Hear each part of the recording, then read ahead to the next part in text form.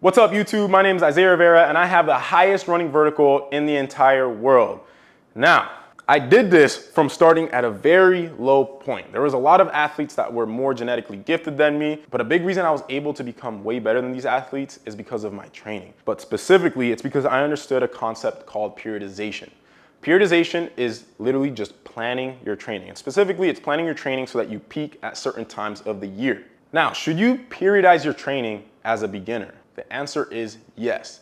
One of the things that you can do as a beginner is just jump every single day and lift heavy in the weight room, right? You could do 5x5, deadlift, back squat, power clean, and jump every single day, and you're probably gonna get really good really fast. So your progress is gonna do something like this. It's gonna go up really fast, and like always, you're gonna hit a point of diminishing returns. Diminishing returns literally just means that over time, it takes longer to make progress, right? So you got a curve that looks like that.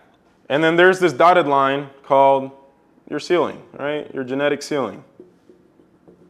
So this is how good you could get by just jumping every single day. Everybody has a genetic ceiling, but everybody has a genetic ceiling for different types of training.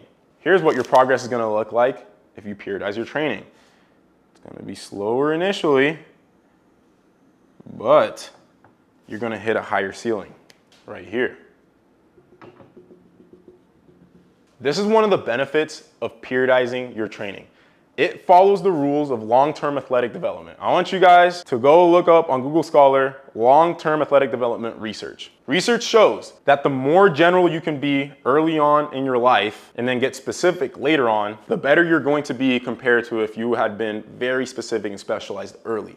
A form of specializing too early is jumping a lot or just doing the same type of training and only doing that type of training. Now, specificity is going to make gains come more quickly, but every training stimulus is like having a golden bullet in a special firearm, right? This magical golden bullet can only be used once. Once you use a training stimulus, you can never get the same training effect from it ever again. That's why we want to be general early on. The way you can be general early on is play a ton of sports, learn how to do weightlifting.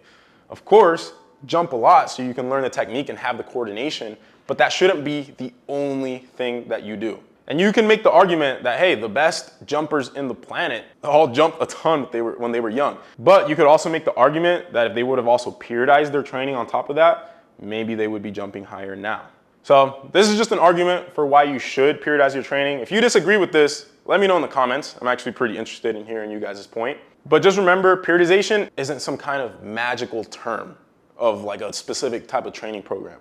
All periodization is planning your training and making sure it goes from general to specific, that volumes go from high to low and intensity goes from low to high. Having different focuses at different times of the year and doing them in sequence. For example, the traditional way of saying it is strength, power, elasticity. So it's not some magical thing.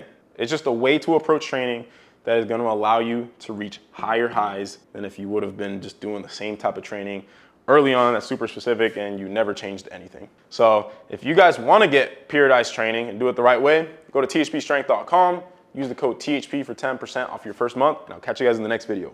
Peace out.